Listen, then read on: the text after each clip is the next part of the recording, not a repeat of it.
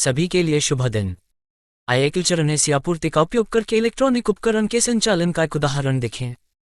यहाँ 6 किलोवोल्ट का over voltage सवक की बिजली आपूर्ति को प्रभावित करता है। आपको इस सर्किट में कोई एसपीडी स्थापित नहीं मिलेगा। अब ये वोल्टेज विद्युत उपकरण तक पहुंचता है।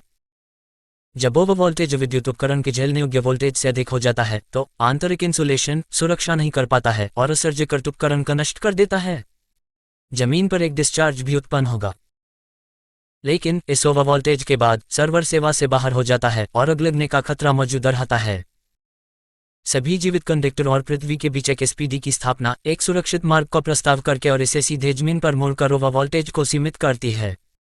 एसपीडी के साथ 6 किलोवोल्ट का एक क्षणिक ओवर वोल्टेज विद्युत तारों के माध्यम से फैलता है। सर्ज सुरक्षा उपकरण प्रज्वलित होता है और सर्किट को जमीन की ओर मोड़ देता है। एसपीडी के टर्मिनलों पर अवशिष्ट वोल्टेज 1.5 किलोवोल्ट पर सीमित है। सर्वर सुरक्षित है और ओवर वोल्टेज से सुरक्षित है। लेकिन आपको आश्चर्य होगा कि 1.5 किलोवोल्ट के साथ सर्वर कैसे सुरक्षित है। चलो पता करते हैं। एक चरण एसी लाइन में क्षणिक वोल्टेज स्पाइक्स इस प्रकार दिखाई देते हैं। ये बहुत ही कम समय में यानी लगभग 1 से 30 माइक्रोसेकंड के भीतर गायब हो जाएंगे। इसलिए विद्युत सर्किट पर एमसीबी क्षणिक वोल्टेज पर प्रतिक्रिया नहीं करती है।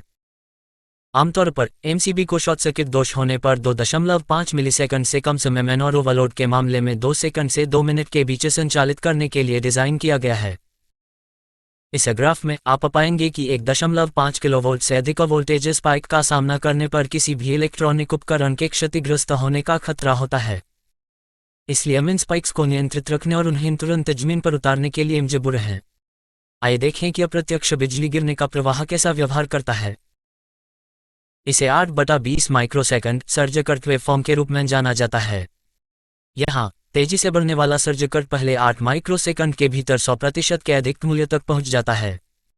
फिर उच्च वृद्धि धारा के आधे हिस्से तक वापस पहुंचने में कुल 20 माइक्रोसेकंड लगते हैं।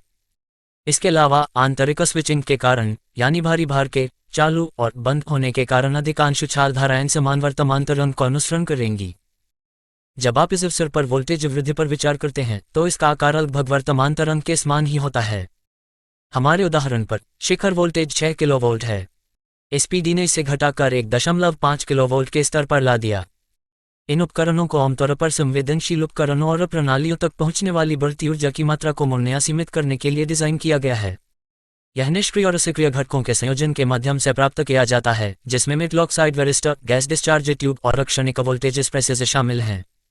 वास्तविकता में वोल्टेज सीमित एसपीडी घटकों का प्रतिक्रिया समय समान है और नैनोसेकंड सीमा के भीतर है। एसपीडी के घटक नैनोसेकंड के भीतर 1.5 किलोवोल्ट से अधिक के अतिरिक्त वोल्टेज को क्लैंप करना शुरू करने के लिए एक साथ संयोजित होंगे। इसलिए एसपीडी के संचालन के साथ वोल्टेज तरंग रूप में भारी बदलाव होता है और एसपीडी के टर्मिनलों पर अवशिष्ट वोल्टेज 1.5 किलोवोल्ट तक सीमित होता है। यदि आप एसपीडी के माध्यम से सर्किट प्रवाह का निरीक्षण करते हैं तो तरंग रूप यहाँ दिखाया गया है। आशा है आपको यहाँ दिलचस्प बातें जानने को मिली होंगी। वीडियो देखने के लिए धन्यवाद।